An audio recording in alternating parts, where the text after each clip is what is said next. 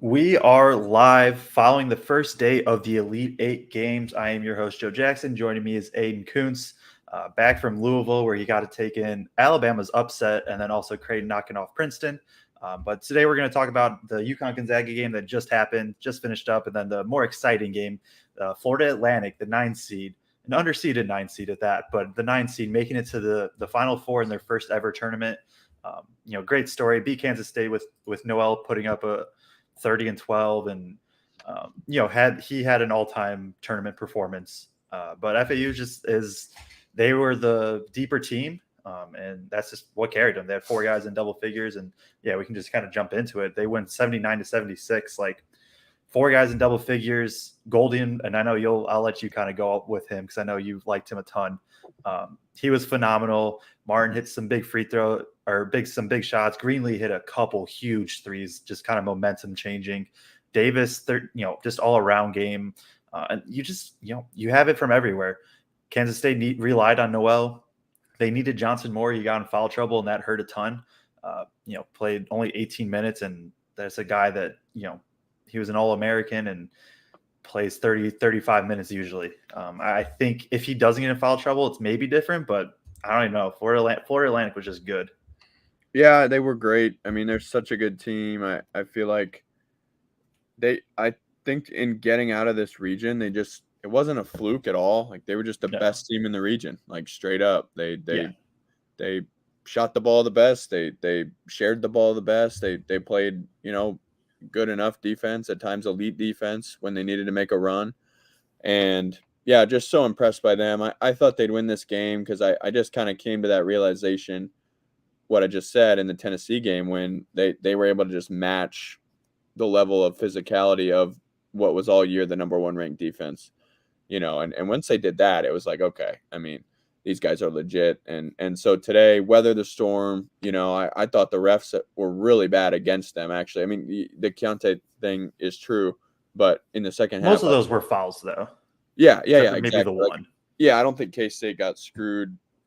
Really, I think it was kind of the other way. There were a few. I mean, there was an obvious hook and hold that they missed, I thought, on Golden and a few other things. But either way, FAU playing through it. Just, man, their flow, their transition. I was actually, last summer, I was on a Zoom with Dusty May where he was presenting about how they play in transition. Of course, at the time, I was like, okay, this guy, I don't even know who this guy is. But, come to find out a little bit later that he's just one of the best rising star. I mean, going to be a total stud in this business and still pretty young, obviously Indiana native. But the way they run their break, man, I mean, they are going every single time. They're sharing the basketball. I mean, you saw it from the tip, like the first play of the game, paint touch 3. And it's like, all right, here we go. Like, let's go. And now they've gotten a guy like Golden, I think really completes their attack because you can put 4 guys who can space the floor around him.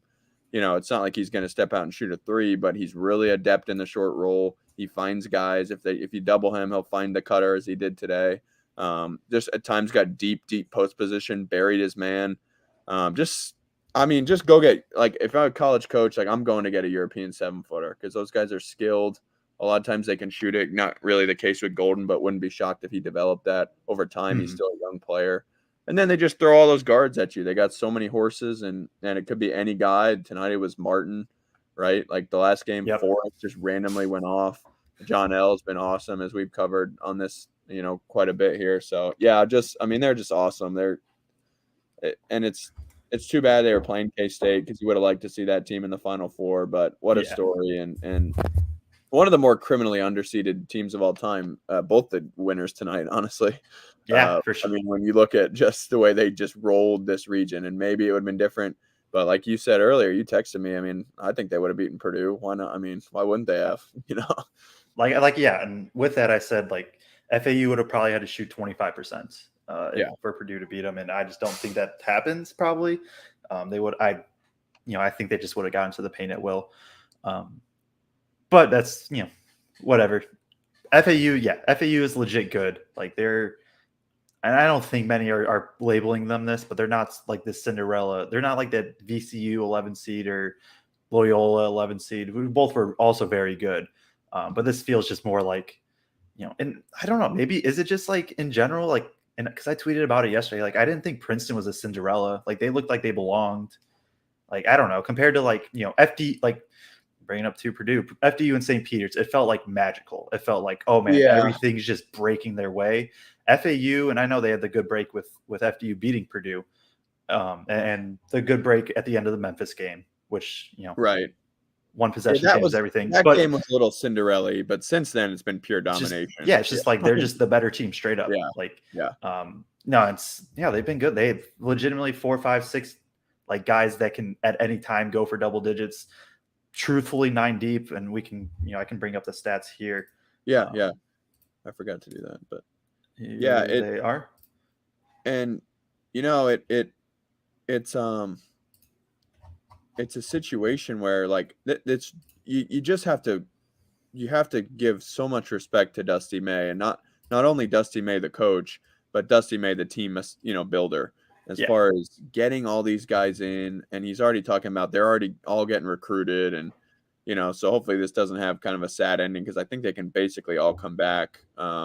Except for Forrest, I think, right? Yeah, except for Forrest is right. So like, I mean, he just has assembled this roster at the low major, really mid low, whatever. I mean, this was not a good job when he got it. And obviously it's been better. And as Mr. Meister says, they're headed to the American next year, where they'll probably have another really good year. But yeah, it hasn't been fluky. Like even that Loyola team, like they had like 3 buzzer beaters, or like 3 game-winning shots. This team, I mean, when K-State went on their run, I can't remember. I thought it was over. Yeah, I mean, what does it say? Largest lead, maybe that's got to be it at 57-50. Yeah, I mean, it looked like they were going to pull ahead, and there was a possession there. That was Greenlee hit a 3 right in that area. I'm pretty sure. It was like a steal and then a 3. And Greenlee hit some huge shots, and they all do though. They all step up. The lefty kid hit that huge shot in transition to cut it to, I think, 1 at that point, 64-63, when they were still coming back. I'm sorry, I'm forgetting his name. Weatherspoon, I think. Weatherspoon.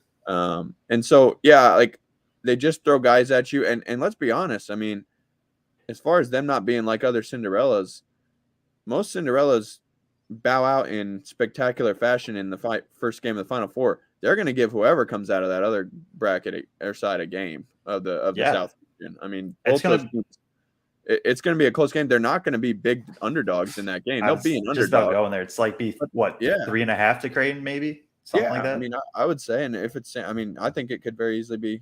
I mean, could easily be either of those teams. So, yeah, it's interesting. I mean, they were having this conversation a lot on the national media today about, is it good for the sport, whatever. Like, I think it's great for like diehards like us. I do think they made a good point that, TV rating people would say otherwise, and trying to expand the game, whatever. But to me, this is the magic of March. Right. And, I think if we end up with like an FAU UConn title game and UConn rolls them, like, yeah, that would suck, but at least they got there, and it's been special to kind of watch them play. So I don't know where I fall on all that. That would really suck if that's the outcome. I'm not saying it will be, although it easily could be. Yeah, we'll talk about UConn in a bit, because I still want to talk about this game a bit more. But sure. The worry is UConn's just going to roll everybody at this point. It's what it's looking like. But yeah, no, FAU is legit. Janelle, Davis, like we said, legitimate. I don't know. Is he their number one? I know he is, like, usage wise and stuff. Like, I mean, just game by game. Like, I think it really is just anybody. I think he's the guy who can get to the rim off the bounce the easiest. So, I mean, we saw them go to him late in this game, where he really got the biggest bucket of the game there. That layup, their last field goal there, it says in the bottom left, that put him up 5, where it's kind of a broken play. He just said, "I'm taking this myself." I think, but then you look at their other stats. I mean, Davis with 6 assists, 8 boards. They had 22 turnovers and lost, or and won. And Kansas State, like, you got to be kicking yourself. Maybe we talk about them for a little bit, because I mean, man, like, it went about the opposite. I mean, I think both you and I thought they would somewhat be able to limit Noel, and maybe Johnson would kind of have a big game, but and they run the set early, as we talked about, for him. Just simple pin down, get him an ISO touch in the mid post. He scores, hits that fadeaway that he was able to get to, but the foul trouble obviously is what limited him. Noel was both spectacular and frustrating as he usually is, with a few, tough shots, tough plays, but then for the most part just overcomes that with ridiculous shot making and passing that. Yeah, I mean, he's basically had, a Kemba type run other than the fact that They the road ends here. So yeah. I was surprised he didn't put that last one up. I yeah, thought tough possession there. because I thought when he came off he came off the screen and got bumped by I think Davis maybe, and he kind of did like a little hezzy, and I thought he got a little bit of separation. I was like, okay, here it is. Yeah, and even the But one where he fired that pass in there to Tomlin on the quick two, he had an open three there on the step if he back. wanted it, yeah, Yeah, if he wanted, I mean, it wasn't. I don't mind his decision there at all, but no. it's just interesting. But yeah, and I want to talk about Noel. Like this will be an all-time type run. Yeah, Like 10, 15 years it'll be brought up of like, he had this many assists and stuff, and what he put up 12, 19, and what was the other assists? I'm pulling it up right now. In the tournament, he put up 14 assists, 9 assists, 19 assists, and 12 assists. crazy. Just like unreal. And some of the passes he made, like that one to end the first half, just absolutely moves guys with his eyes, gets it right where he needs to. And this is I don't know about Kansas State. Do they return a bunch, a little? I don't know. Do you know off the top of your head? They lose most, I think. Noel Okay. for sure is gone. I think Keontae for sure is gone. And then I think maybe some of the role players, I'm not so sure, but I know those two are gone. Yeah, from here, just based on pure Ken Palm, like what year they are, it's Noel, Johnson, Sills, Yola. Yeah, so that's a tough. Okay. I mean, Yeah, they'll have a lot. Yeah, because I was gonna go with, I liked some of their, like, I like Gesson. I thought he played pretty well in the second half for a large chunk. I thought Tomlin played pretty well for the large chunk. And what year is Tomlin? Do we know? He is per Ken Palm, and it's weird with COVID and stuff. He's a junior listed. Yeah, he could have a breakout year next year. I mean, he's really skilled. And which guy in the portal is not going to want to come play for Tang right now? Exactly. I mean, yeah, that's the thing. Like, they're going to be able to replenish. I mean, again, not maybe to that extent. Noel and Johnson were a special duo, but you're right. I mean, he was just spectacular. I mean, there's no other way to say it. Like, he's just so hard to guard. And if he's hitting threes, you just kind of have to say, whatever. I mean, they played the drop against him for the most part with Golden. I thought it was fairly effective. It's crazy to say that when he had 30 and 12, but it wasn't like he was just killing him on that. He was just killing him by being him, and that it was so impressive. I was hats off to him, man. That was where I think, and it's by design with the drop, and for Purdue fans, Edey does it too, right? Like, just kind of force the mid range, force the pull up, like sure. And even when it was Rosado in, I thought they were playing him more to just be like, all right, just shoot the ball, and then we'll live with whatever you do. And you're not going to be as passing. Whereas like MSU it was almost like this was a rare time, I think, where you were more effective in drop against the guard, or against him specifically. Like, right, like when we think to most guards, if you hedge or put two on the ball, like it's force the balls out of their hand, and then offense kind of maybe they can create something for him there, but they usually can't. MSU hedged, and Noel just ate it up and just absolutely diced him.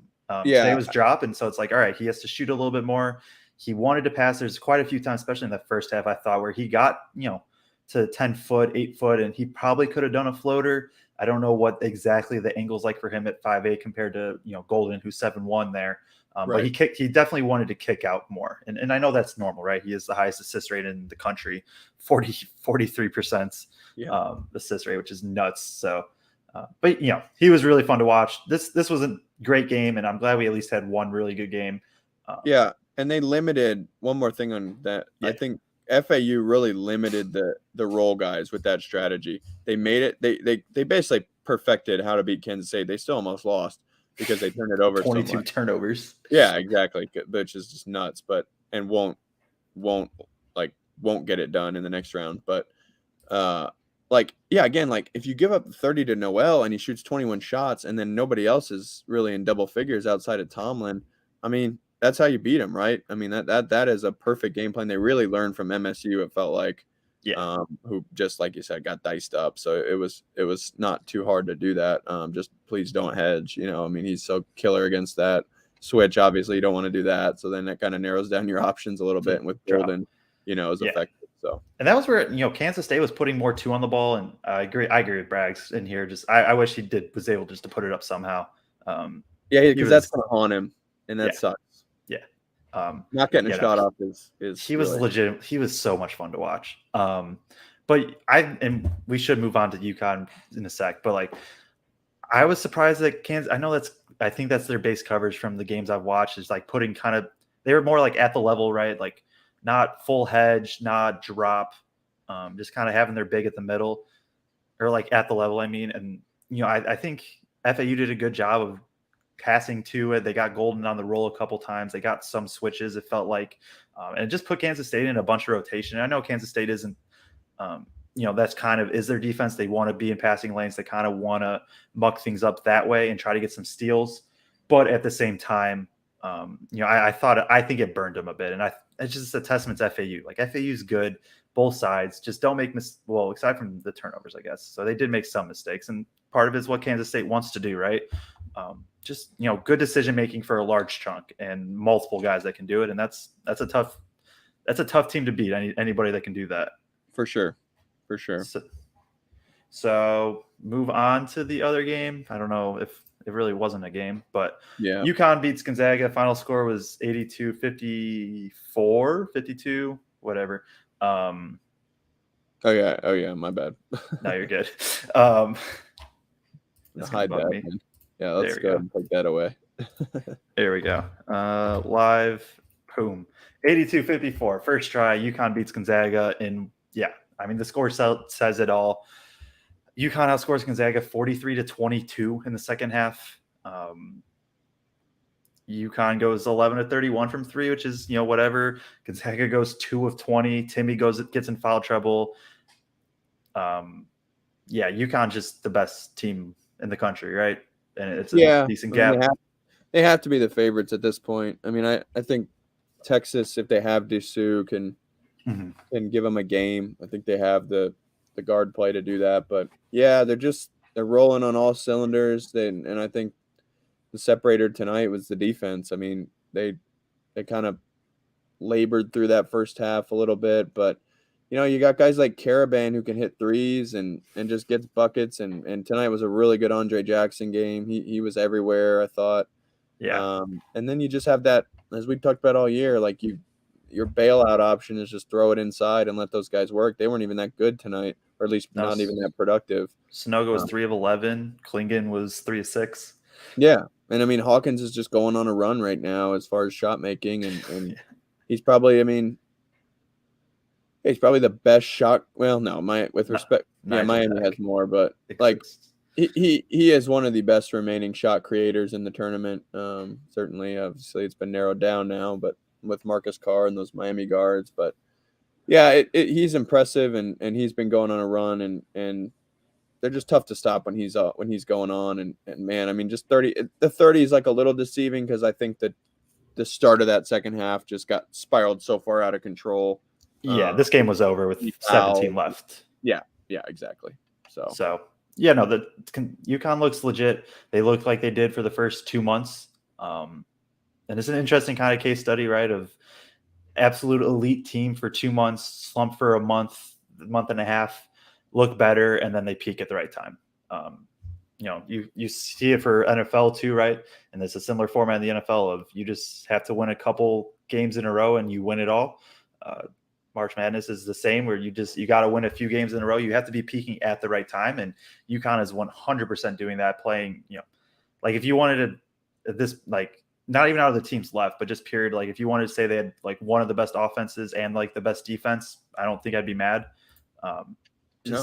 They have wings, they have guards, they have bigs, they have they will have, and I know the numbers. I can bring up the stats here. The numbers weren't great for Sonogo and Klingon, like you mentioned, but you have two elite bigs at all times. Like you have the advantage at the bigs at all times. You have really good guards. You have guys that can knock down threes. Hawkins is on an absolute heater right now, 6 of 10 from three on the day, finishes with 20 points.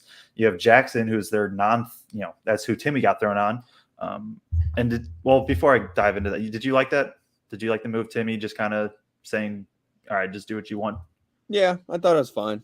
Yeah, I did too. I mean, I think they were just so limited without him, and that was what it came down to, the foul trouble. That fourth foul, I know a lot of people are mad. I think if that's his first foul, no one's blinking an eye, but there is a little game within the game there where maybe you just let that one go. Yeah. But Jackson was, almost a triple double, 8 points, 9 rebounds, 10 assists.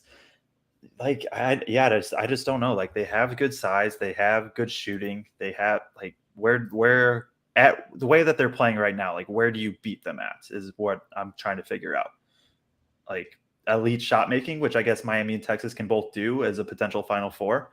You just quite literally just try to outscore them, I guess. Is that it? Is there anything else you're seeing where it's like, at least maybe not concerned is the right word, but like, oh, this could give them an issue the rest of the way? Yeah.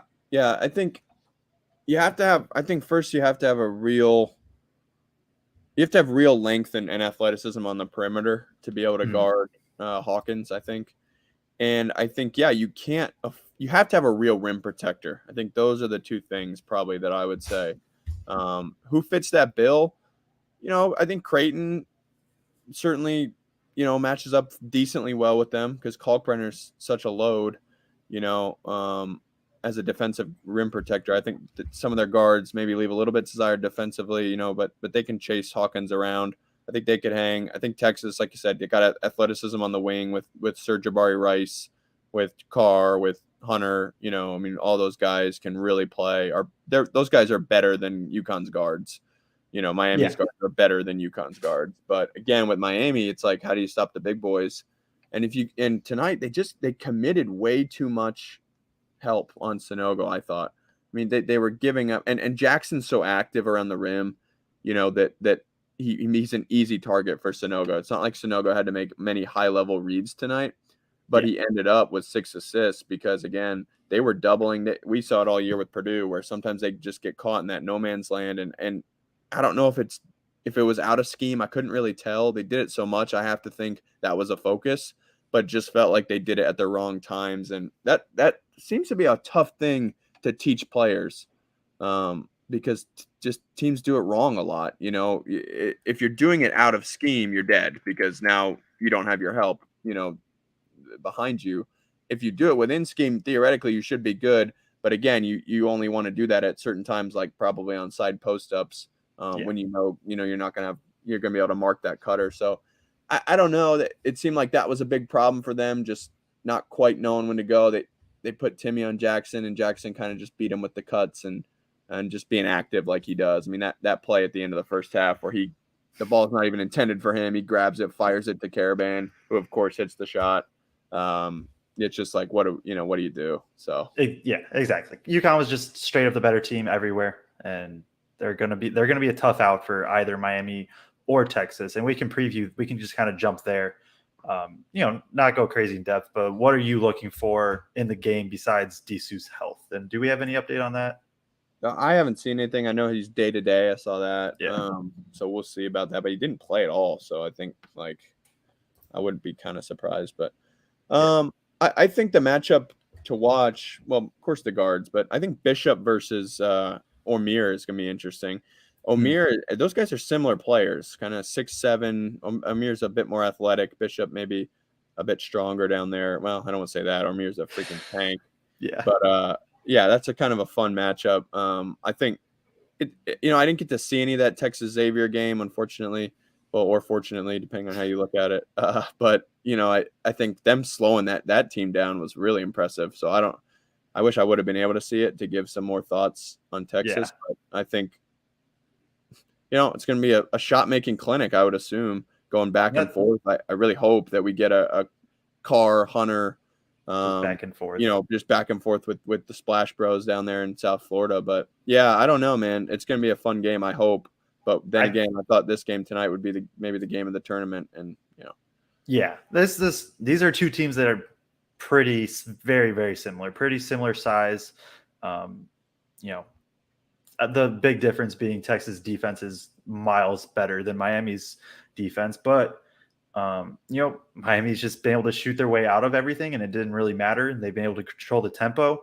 I'm a little bit worried for them, just that Texas is going to be. I think Texas is more fine just turning this into a run and gun. Not run and gun. I don't think either team runs and guns per se, but get out, go, get up shots, just turning into a shot making fest. I think Texas is a little more capable of that than anybody Miami has probably played this year so far. Plus, Texas is much better defensively and has some length. So I'm going to lean Texas, but if Craig was on, I know he would just say Miami. He wanted the shout out for the Miami over Houston pick, so I'll give it to him here. Good call, Craig. Good call. Yeah. No, this should be a really, really fun game, I think. The worry is one side doesn't hit shots, and then it turns into an 18-point game, and then it doesn't matter. But yeah, no, like you said, I think there's pretty good matchups everywhere. Disu's health will play a factor, I think. But even if he's out, I would still lean Texas. I just think, but I don't know. Miami's on an absolute heater as a team, and sometimes it just doesn't matter, I guess, right? I know, and the way they exploited that Houston defense, but thinking about it, that Houston defense had shown some cracks previously that maybe I didn't, kind of overlooked. So I think Miami's got shot makers, obviously, probably even higher level shot makers than Texas. But yeah, it'll probably just come down to that and who can dictate the pace of the game. I think Miami has times where they really hit the offensive glass hard. I think they've probably been taught really well how to rebound off those long misses. So, I think that's something to watch as well. Disu will play a factor for sure. I really like his game, but yeah, it didn't really seem to matter against Xavier, did it? So no. All right, before we move on to San Diego State Creighton, just thought of this. Say possession, it's a tie game, and you can pick a player from either team. Just there's 10 seconds left. Who are you taking out of Miami and Texas? Who are you just giving the ball to? Just say go get a bucket. That's a good one. Probably Wong, just because I love his first step. And he's got a little more length, maybe to finish around the rim than a Carr. Pack obviously is just Mighty Mouse out there, but probably Wong, but that's tough. I mean, Pack's a worthy candidate. I think Carr is as well. Maybe even Hunter some nights when he's on. Yeah, I was leaning Carr. Sleeper would probably just be Serge Jabari Rice. Just puts one up and drills it. Yeah, there's plenty of sleepers. Even Jordan Wright at times can just get downhill and work, and he's got plenty of length himself. So yeah. And so then we can transition over to San Diego State Creighton. You were able to watch Creighton live, and actually San Diego State live too. Both teams, yeah. So I'll let you start then. What are your initial thoughts on this game? Yeah, and obviously I'm a fan of Creighton. Pretty worried about this game actually, even though they are favored. I think San Diego State's really good, and I just think and watching them in person, the length, the strength. Just the kind of bully ball mentality really stood out. And they made those Bama guards look real ordinary for most of that game. And I think Bama contributed that a little bit by standing around a lot. Mm-hmm. They were spaced well, but sometimes spacing and standing aren't quite the same thing. And I thought Bama really just kind of stood there and watched Miller and Sears go one-on-one or just a simple slot-to-slot action and nothing more than that, So I think that hurt Bama. I don't think Creighton will do that. I think Creighton will move quite a bit more. Creighton has a better rim runner lob threat in Kalkbrenner. But again, San Diego State is kind of the right matchup for Creighton in that they have Nathan Mensah, who's a beast. I mean, those blocks that ignited the break for San Diego State, Evan McDermott said it today. I think he was talking about we can't test him too often because we got Ryan Nemhard who's 6'0", Alexander's 6'3", 6'4", whatever. So the more you attack him and give him an opportunity to ignite the break, now you're giving a subpar offensive team a chance to score in a non-half court setting. So I think that'll be a key. can they replicate that because that was a big part of the Bama game. And then Trammell, man, he stood out. I mean, you had mentioned him previously. I hadn't seen a lot of them, so I didn't really know about him, and he's just dominated that game. Was in the pick and roll, hitting shots. They got enough shot making out of everybody else, I thought, and then just because Bradley was not good. No, Bradley wasn't even that good. Yeah, Bradley wasn't even that good. So it's crazy. It's a weird kind of fun matchup filled with some storylines. Two brothers, actually, Kaluma and Seiko are brothers playing against each other. So I as a Creighton fan, like I'm pretty worried. I kind of want to pick San Diego State, but I'm not going to because I'm a Creighton fan. So I'm going to pick Creighton. But I do think like Creighton's guards are going to have to do what they did against Princeton, and Princeton gave them a game, man. Princeton was hitting shots. Princeton had the crowd. The Princeton fans, by the way, showed up. I mean, the whole lower bowl was pretty much orange, and there was quite a bit of drinking going on with the Princeton faithful. They were loud and proud. So, and sometimes you can't really tell if it's a fan from the other team or not because they're just rooting for the 15 seed, But there was quite a bit of orange, and so shout out to Princeton fans. They took over Louisville. Unfortunately, they had to go home, and felt like Shireman answered every three they had with another just ridiculous thing. Banks went in, which I didn't even know was a bank at the arena. Then found out after the fact. So, Creighton's shot making this tournament has been unbelievable. They are going to need that again because that San Diego State team, like, there are a few times they defend, and there are a few times where Princeton went 1-3-1, and Creighton was passing up, doing the pass up a good shot for a great shot. Well, that's great, but you're not going to end up getting a great shot against San Diego State. So if you have a semi-decent look, you better take that damn thing. And I think that's the thing with Creighton. Like, pull the trigger, man. Let it fly. That's their motto. You got to do that against San Diego State. Yeah, and I think you hit it right in the head. Like, Creighton's got to have the shot making. If San Diego State can muck this up once again, like they did against Alabama, that's just their style. And Bama controlled the tempo for 5 minutes in the second half, and they went on like that's when they went up like what 8 or something like that. It was like 49-40 or something. Yeah. And at that point, it was like, okay, Bama's just doing their thing, and I talked about it on the show yesterday with Ryan. But then San Diego State, just for the other 35 minutes, they said, we're just going to muck it up. We're going to make this physical. Brandon Miller shoots 319, which obviously helps, but he didn't have too many good looks, I thought. If Creighton doesn't get the shot making to go, now they are in trouble. Like, Shireman's going to have to get going. Nemhard's going to have a good game. Obviously, I think Kalkbrenner will need a good game. One interesting thing is that I'll be looking for is just rebounding. Like, Creighton's for their, having Shireman in that, or not. Well, Shireman's a good rebounder. Yeah, he is a good rebounder. Kalkbrenner, like, they're not like an elite rebounding team. They're elite defensive and not that much offensive. And I think it's probably more style than anything. But just want that'll be something I'll monitor. San Diego State sneaky has like good guards. They really do. I like Trammell a lot. I like Butler too. I think he's a pretty good decision maker. He's not like a high usage. But I think he makes a good enough, especially on that offense, he makes a good amount of decisions that are needed. Before the show, I was Creighton, but I think I've talked myself into San Diego State. Yeah. But both games should be good tomorrow, and hopefully we get at least one really, really good game. That's my hope. Yeah, they should be, and I think that Creighton game will be close no matter what because both teams are really good defensively, and it's just not San Diego State's style to beat the crap out of teams. So.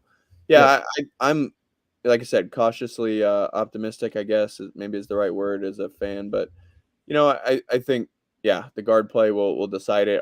Is Nemhard and Alexander going to be elite like they have a tendency to be at times? And how can Shireman act and Kaluma?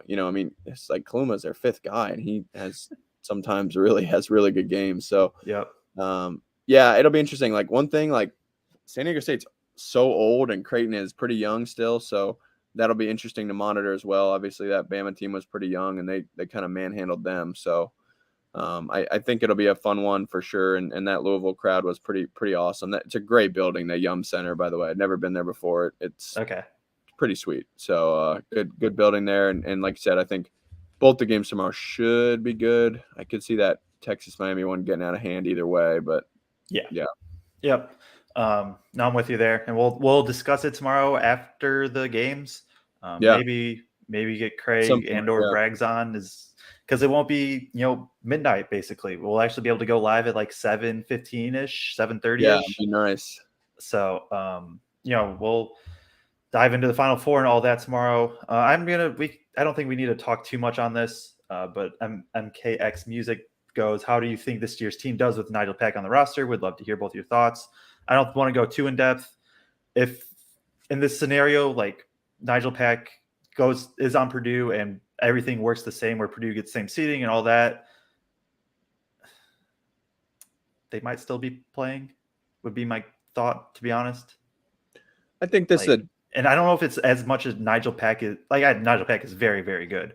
I don't know if it's as much as like he's an elite player, as much as just like Purdue just needed a shot maker. And Jenkins, I love Jenkins, but Nigel Pack is an upper tier shot maker that probably could have hit enough. That would be my thoughts.